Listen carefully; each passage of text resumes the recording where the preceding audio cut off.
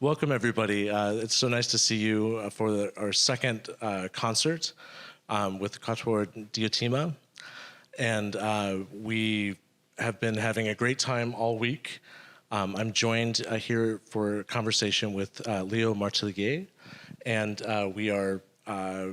we've just been having a great time listening to them in the audience as they've been rehearsing.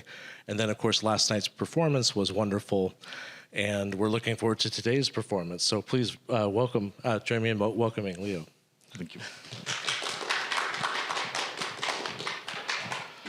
So I think, maybe the first place to start would be this is the sesquicentennial of Schoenberg, and we're all celebrating. I know you all have been doing this the entire year. You've been, going to Schoenberg events and whatnot. But what has this been like in terms of have you been performing a lot of Schoenberg this year and so forth? Yeah. We can really see a big change. We've had some very important highlights in a way because we with the year, also because it coincides with. No, I will make my first point about Schoenberg and then I will move on. Sorry, I'm second violin. My thought is not very clearly organized. And no, so yeah, with Schoenberg, we've played them pretty much at every concert in a way, and it was like some strong requests for specific quartets sometimes. For example, when we played last week at UCLA, they really wanted the fourth quartet, and not just because it was premiered there, but also like aesthetically, people have a very strong aesthetic and emotional connection to those pieces. And we've been lucky enough also to play in Tokyo last April, the full cycle of the 5 quartets, the 2 shorter pieces, and Transfigured Night in one go, which was, one concert or? Yeah.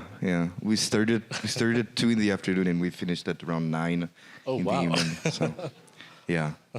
And also we were lucky enough last month to perform with orchestra, the concerto he wrote, that very seldom played, very peculiar piece for string quartets and orchestra, which he wrote right before arriving in Boston, so right before crossing the Atlantic. So, yeah. Wow. Of course, many of you already know this, but I'll repeat for those who don't. The Library of Congress happens to have the manuscripts for a good deal of the pieces that we've been playing last night and today. So we have that Quartet Number 0, the D major from 1897. We have the first quartet, the second quartet, the third quartet, which was a Coolidge commission, the fourth quartet, which was also a Coolidge commission. We also happen to have the original sextet version of Verklärte Nacht. Plus, we have some leaves from the concerto for string quartet and orchestra that Leo was just mentioning. And so we're always, one of our goals with our programming is to try to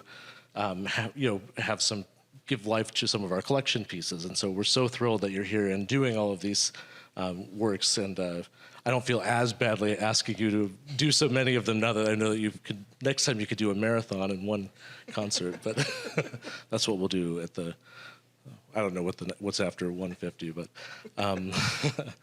well, one other thing before I'd love to talk a bit more about today's program in particular, because that's what people are here to see today, but we did have a chance to take a look at some of these materials yesterday, and I'm just wondering if it was helpful or interesting in a different way. I know that you've probably had access to some of these materials before, but I'm just curious to have your thoughts on that.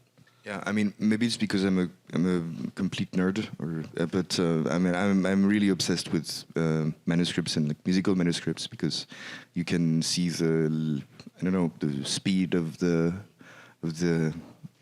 pencil or of the pen, so you understand the speed of thought in a way. So it's fascinating, and it's something you can perceive when it's scanned, but when you have this, when you see the graphite, especially on that Beethoven Opus 131 sketch page you showed us yesterday, you can see the haste or I have to write this down before I forget about it. It's this kind of it's very, very strong.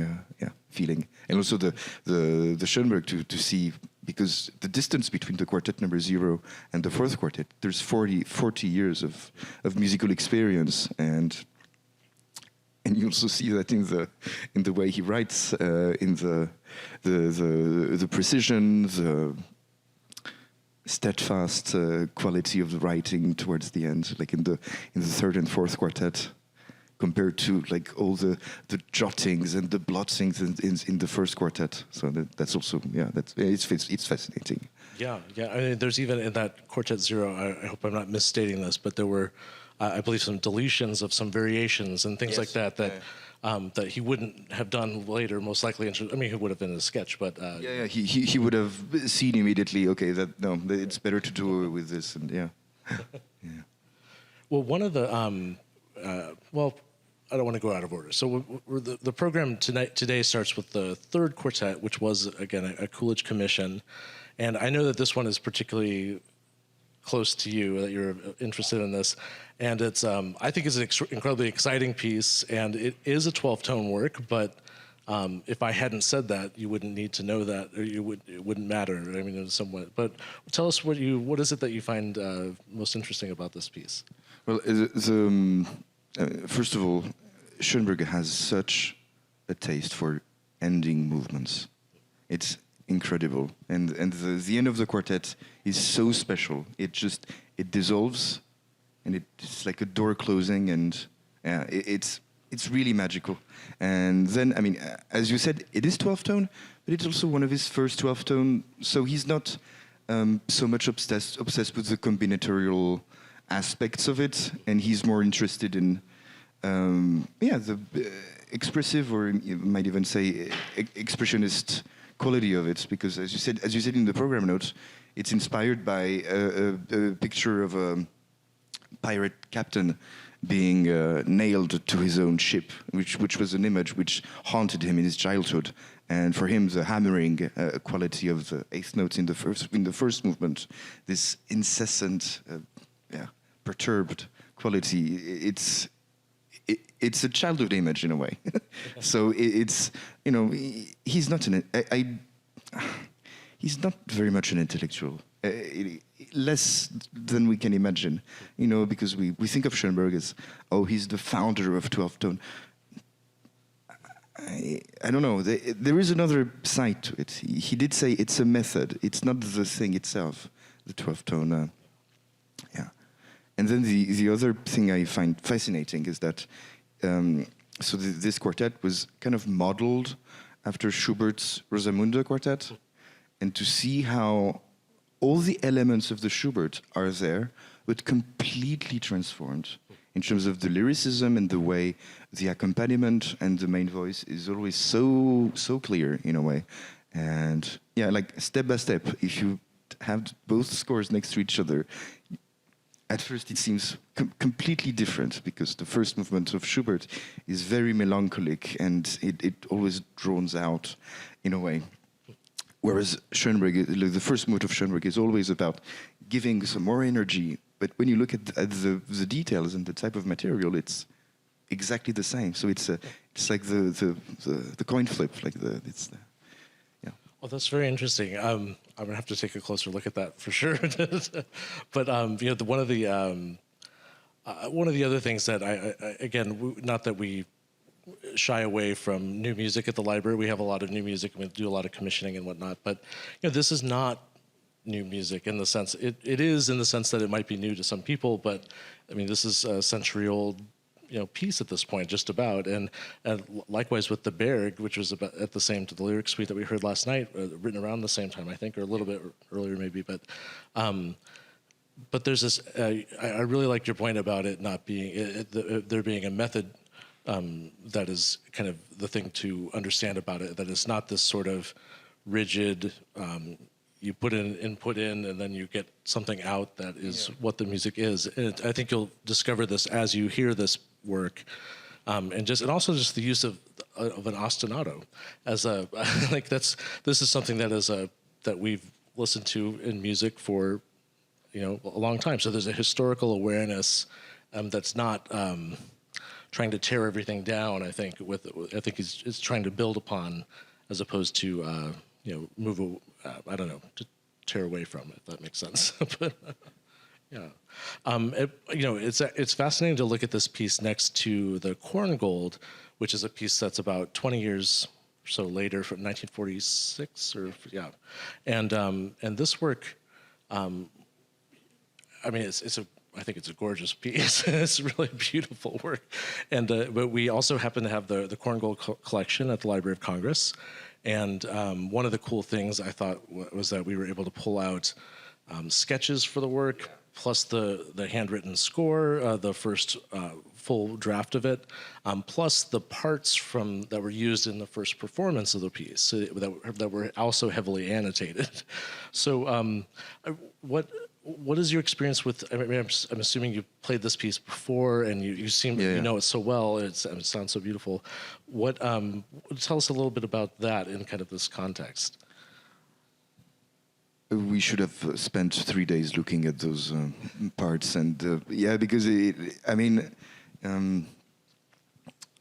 to look at performance parts, especially when doing a premiere, like you really delve into the style of playing at the time, and it's so fascinating to see how this has changed, and in a way that is good, and also that in a way that we should be reminded of how Korngold wanted it to sound in a way, or how he heard it, or he didn't want to hear it. So to see the little revisions, like to add a ritenuto here, or to, it's maybe less impressive than seeing the Schoenberg, but it's more touching as a performer to see the evolution of the piece in the way that they do the legato much differently than we do, or to the indication of the slow movement. It's like a folk tune. I mean, the Roth quartet, was it, who premiered it? Roth, yeah, Roth. The way they played it is very Viennese in a way, like it slides everywhere. And then when you in the program notes you wrote, it's very, very interesting. It said that the theme originally was supposed to be played on a harmonica for film music. So it's a complete, I don't know, it's comical, but also like the thought that this musical idea can have so many different ways of being played. It's comforting in a way.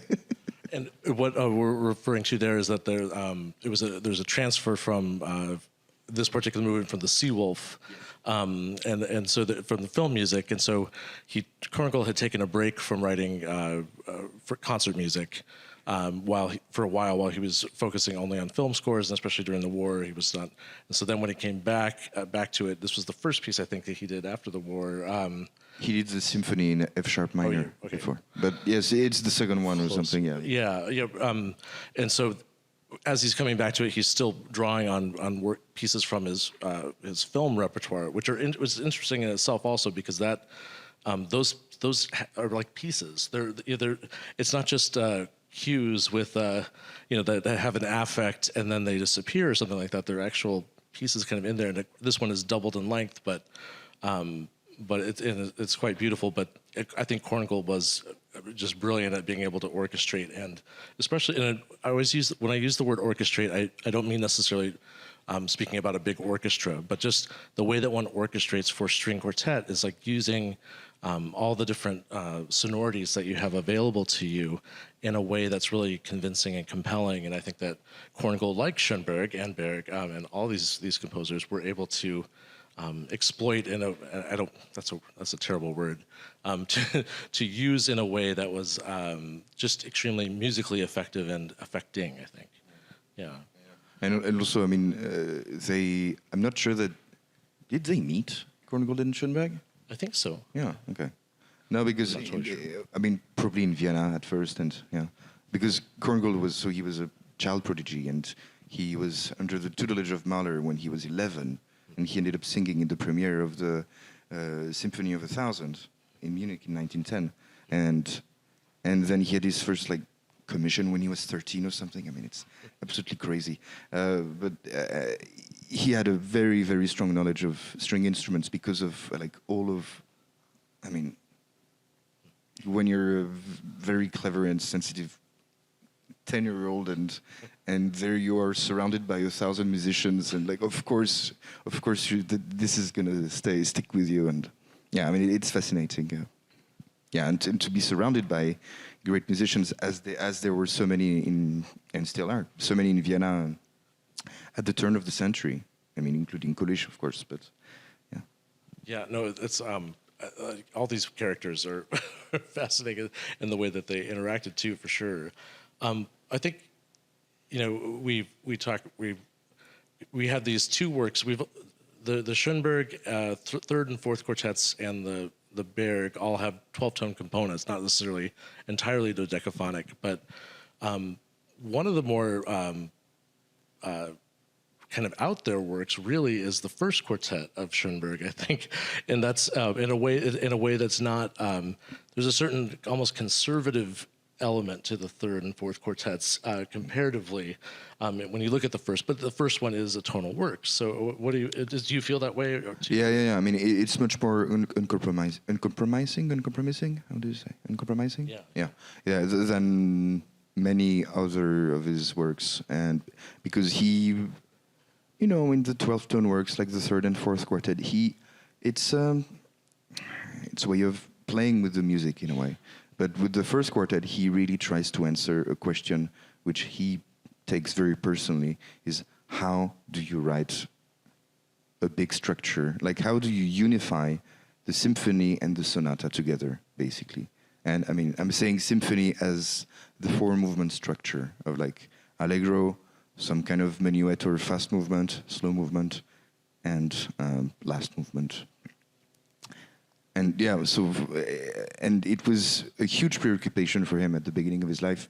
It's the same thing he tried to do in, in Péléas and Mélisande for orchestra. It's the same type of obsession with how to create meaning on a big, like 45-minute scale, and like to create motivic connections, but also to have some nice moments to the ear and to yeah, because I mean there is also this preoccupation for him to be stimulated emotionally, if not spiritually, because this spiritual dimension also for him was very important. And one of the ways he found to solve this problem of large form, let's say it, is well, there is a hidden program to the quartet, which he wrote into sketches, and which were just kind of his way of structuring the articulations of the conflict, or between the voices, or between the themes. And I mean, he said it himself, nobody needs to know about those hidden program, because it's like kitchen work.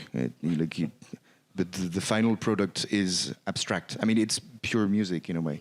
It's nothing related to actual events. It's just to emulate characters in the music in a way.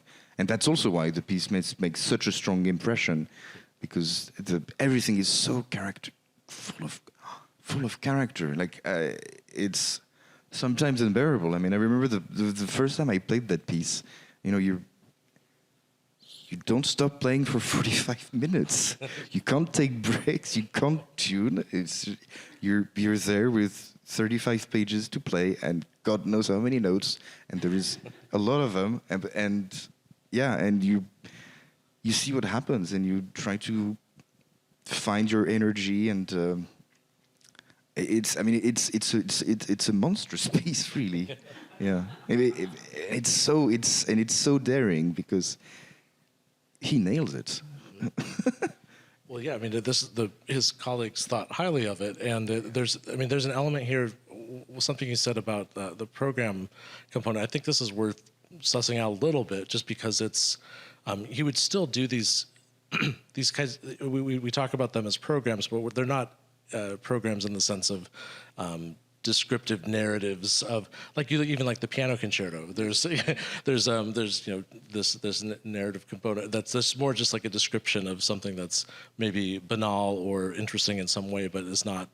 But the way that early composers who were dealing with non-tonal environments or that transition into non-tonal environments would sometimes manage to do that would be via text, either in lieder or in their songs that they wrote, or in having some way of putting things together. And with Schoenberg, to me, it seems like there's this kind of going through the past, a trajectory through those multi-movement in one movement pieces like the Liszt Sonata in B minor, or some of the other the symphonies that have recurring motivic details. But he takes it that step further to make them so that they're so integrated that that it becomes what he wanted it to be as a kind of a successful outcome of that trajectory that was being kind of explored, and it almost seemed like that led him to kind of his own little.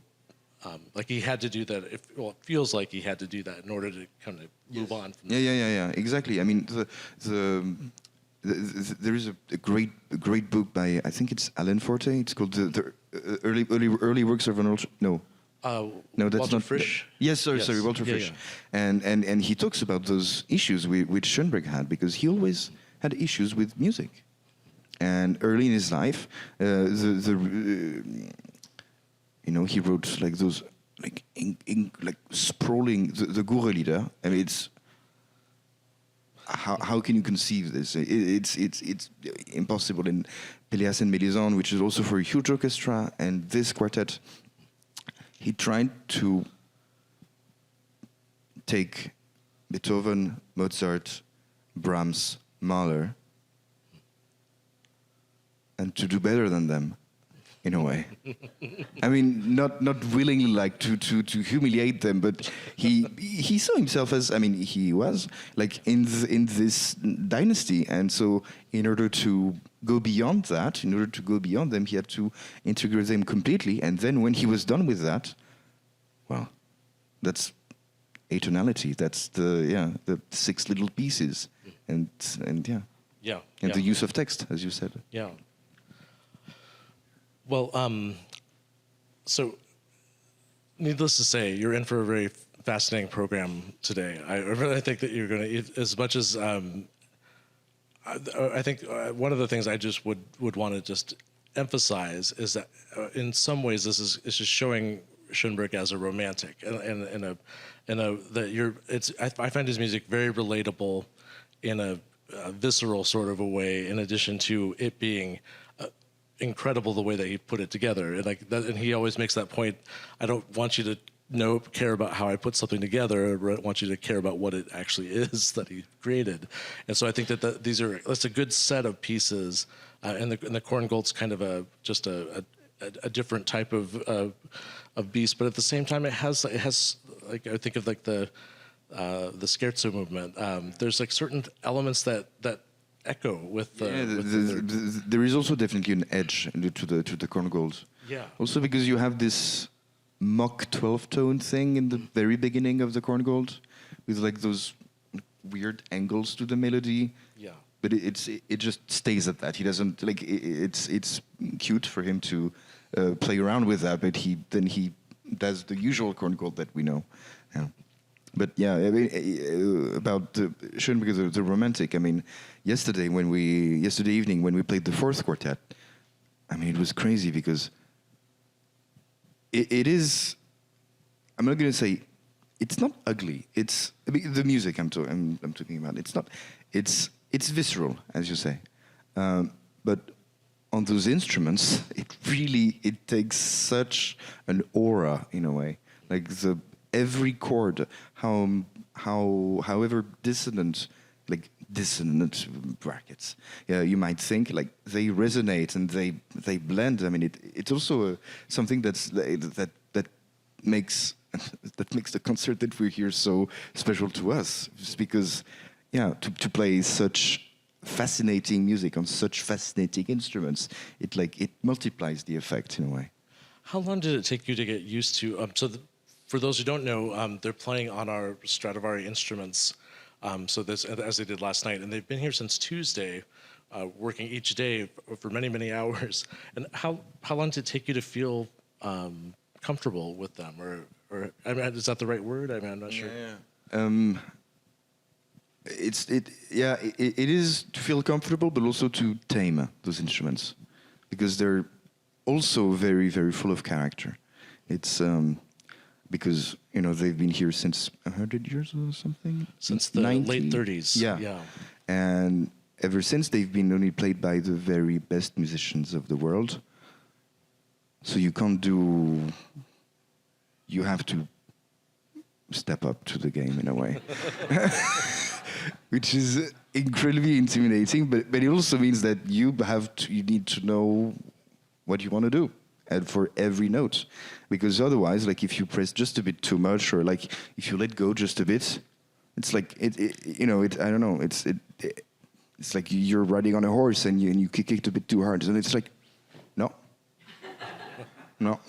it's not gonna do it. Like we play forte, and you want to go a bit further, and it's like, I don't like that.